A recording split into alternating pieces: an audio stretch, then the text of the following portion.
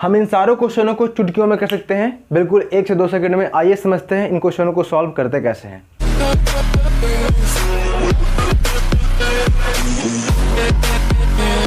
Hello everyone, मैं हूं ज्योतिष और आप देख रहे हैं लर्न विद ज्योतिष।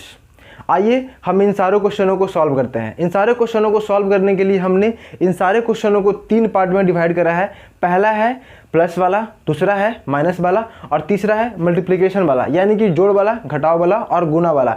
इन तीनों पार्ट में हम इन सारों क्वेश्चनों को सॉल्व करेंगे और सीखेंगे। तो आइए हम शुरू करते हैं प्लस वाले से। तो आइए समझते हैं हम लोग प्लस वाला रूट वाला क्वेश्चन कैसे करते हैं। प्लस वाले में भी आपको क्वेश्चन 2 तरीके से आता है। एक तरीका ये हुआ और एक तरीका ये हुआ। दोनों में अंतर क्या है हम ये समझते हैं पहले। 6 आपको यहाँ दिख रहा होगा, 5 आपको वहाँ दिख रहा होगा, 9 आपको यहाँ दिख रहा होगा और 72 आपको यहाँ दिख रहा होगा।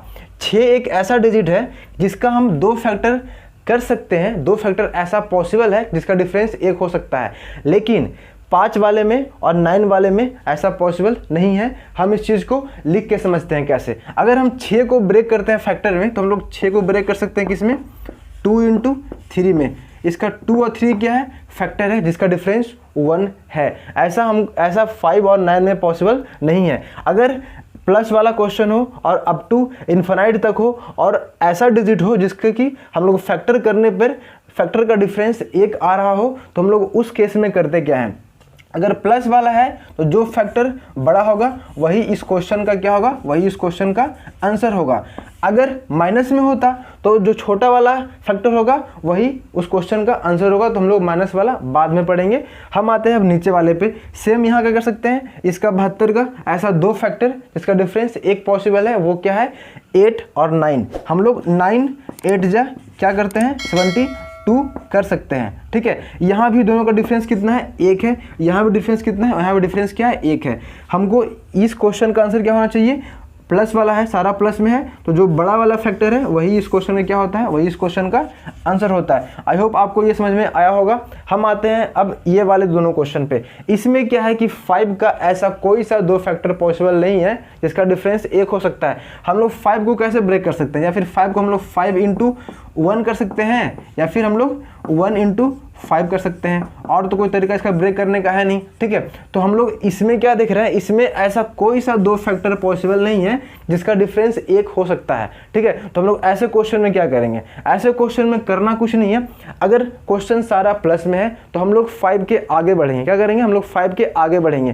5 के आगे बढ़ते हैं 6। क्या 6 में ऐसा पॉसिबल है जिसका 2 फैक्टर हो और दोनों का डिफरेंस 1 हो। अभी तो पढ़े 6 में पॉसिबल है, मतलब कि 6 में पॉसिबल है। वो फैक्टर क्या है, वो फैक्टर है 2 है और फैक्टर क्या है, 3 है। मतलब कि इस क्वेश्चन का आंसर 2 और 3 के बीच में ही कोई नंबर आएगा। अगर एग्जाम में ये क्वेश्चन आता है, अगर ऑप्शन में ऐसा रहता है कि ऑप्शन में आपको 2 एवं 3 के बीच में अगर ऐसा ऑप्शन मिलता है तो आप उसको टिक कर सकते हैं। अगर आपको ऑप्शन में 2 और 3 के बीच में ऐसा कोई ऑप्शन नहीं लिखा हुआ है तो इसका बिल्कुल एग्जैक्ट आंसर ऐसे निकलता है। इसका फॉर्मूला होता है √ होता है √4a + 1।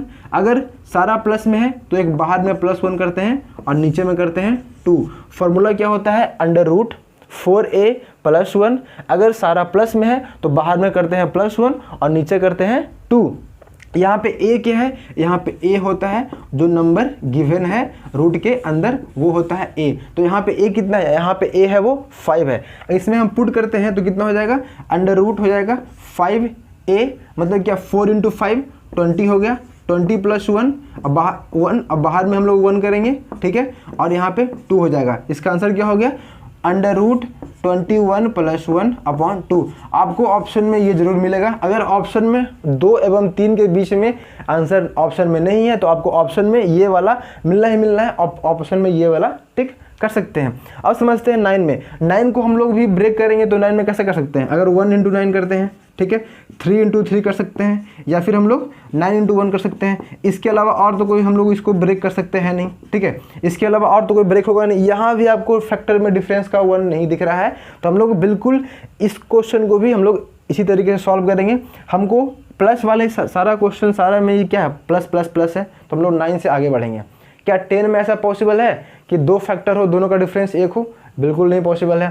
ठीक है, 11 में पॉसिबल है। 11 में हम लोग देखते हैं तो 11 में क्या होता है, 11 में पॉसिबल नहीं है। हम लोग 12 में आते हैं तो क्या 12 में पॉसिबल है? 12 में पॉसिबल है। कैसे है? और 12 में पॉसिबल है 4 × 3 क्या होता है? 12 होता है, जो कि 4 और 3 का डिफरेंस 1 हो रहा है। मतलब कि 9 के बाद हम लोग बढ़ते हैं 10 में आए, ऐसा पॉसिबल नहीं है। 11 में आए, उसमें भी पॉसिबल नहीं है। 12 में आए तो पॉसिबल है, वो क्या है? 4 × 3 = 12 होता है, जिसका डिफरेंस आपको 1 दिख रहा होगा। तो हम लोग को इसका आंसर क्या होना चाहिए?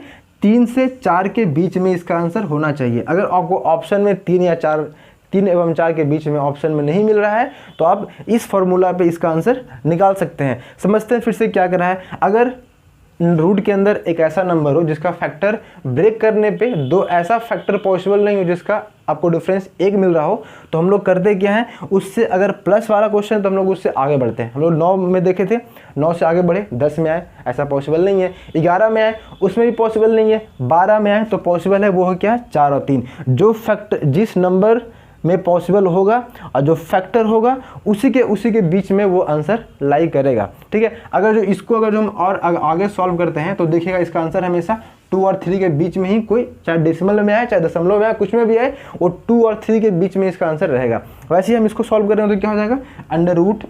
अंडर रूट कितना है? 4a, मतलब 9 चौको 36, प्लस वाला है तो एक ऐड कर देंगे, क्या हो जाएगा? 37 हो जाएगा। अब बाहर में +1 और नीचे में क्या कर देंगे? 2। इस क्वेश्चन का आंसर होगा। ठीक है, तो हम आई होप आपको समझ में आया होगा कि ये सारे प्लस वाला 2 टाइप का क्वेश्चन होता है, दोनों हम लोग कैसे सॉल्व करते हैं। अब आते हैं माइनस वाले पार्ट पे। तो हम आते हैं माइनस वाले पार्ट पे। माइनस वाले पार्ट में भी क्वेश्चन 2 तरीके से आता है, बिल्कुल जो प्लस वाले में था वही माइनस वाला में होता है। जिसका फैक्टर में डिफरेंस 1 हो सकता है, जिसका फैक्टर में डिफरेंस 1 नहीं हो सकता है। तो आइए समझते हैं हम इस चीज़ को। हम 42 को हम लोग 2 फैक्टर में ब्रेक कर सकते हैं, जिसका डिफरेंस 1 हो सकता है। वो क्या हो सकता है? हम लोग 42 को 6 × 7 = 42 होता है। आपको डिफरेंस 1 दिख रहा होगा। हम लोग इस केस में क्या करेंगे? हम लोग प्लस वाले में क्या कर रहे थे? फैक्टर में जो बड़ा होता था वो उसका आंसर होता था प्लस वाले में, और माइनस वाले में क्या होगा? जो फैक्टर में छोटा होगा वो उसका आंसर होगा। ये इसका आंसर हुआ। प्लस वाले में बड़ा वाला, छोटे वाले में, माइनस वाले में छोटा वाला आंसर होता है।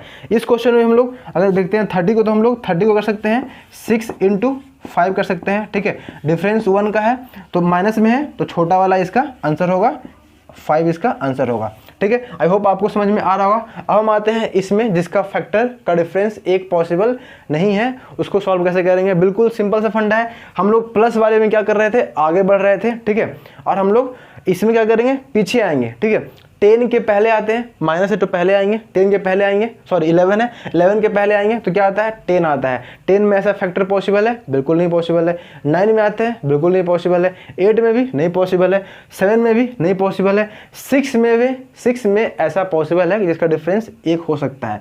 मतलब कि 9, 11 के पीछे हम आते रहे तो 10, 9, 8, 7 में पॉसिबल नहीं है। 6 में ऐसा पॉसिबल है कि 2 फैक्टर का डिफरेंस 1 हो सकता है। वो क्या हो सकता है?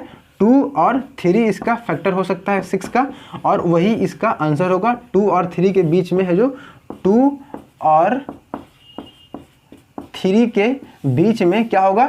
इस क्वेश्चन का आंसर होगा। अगर हमको इस क्वेश्चन का ऑप्शन में अगर ऐसा लिखा हुआ नहीं मिलता है तो हम लोग इसको और एग्जैक्ट निकाल सकते हैं। वो उसका फॉर्मूला क्या होता है? हम लोग उसमें क्या पढ़ रहे थे? अंडर रूट पढ़ रहे थे 4a + 1। ठीक है, और प्लस वाले में क्या था? बाहर में प्लस था, यहाँ पे बाहर में माइनस होगा, अपॉन में 2 हो जाएगा। ठीक, इसको सॉल्व करते हैं हम।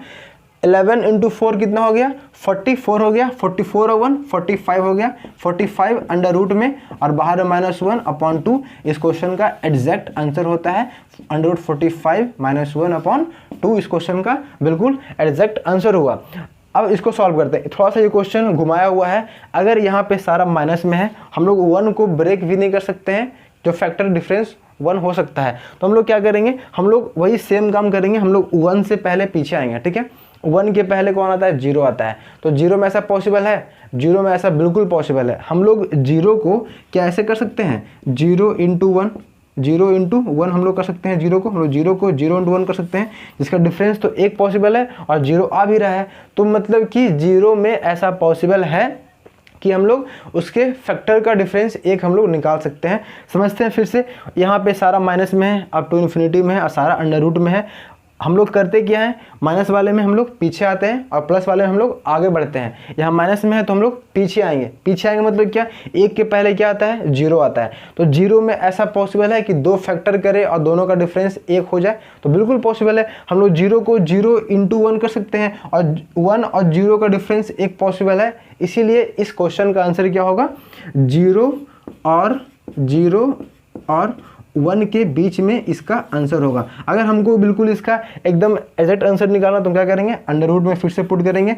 4a था तो 4 × 1 4 हो गया और प्लस में 1 कर देंगे, ठीक है, माइनस से बाहर 1/2 कर देंगे, क्या बचेगा, √5 - 1/2 इसका सही आंसर है। आई होप आपको प्लस वाला और माइनस वाला समझ में आ रहा हो।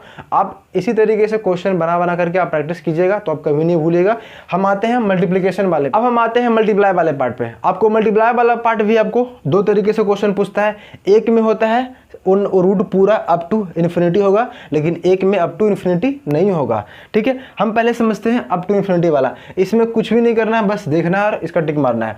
इसमें अगर मल्टीप्लिकेशन में हो, ठीक है, सारा मल्टीप्लिकेशन में है, कोई प्लस कोई माइनस नहीं, तो इसमें होता क्या है, अगर वो मल्टीप्लिकेशन अप टू इन्फिनिटी तक हो तो हम लोग जो डिजिट रूट के अंदर है वही उसका आंसर होता है।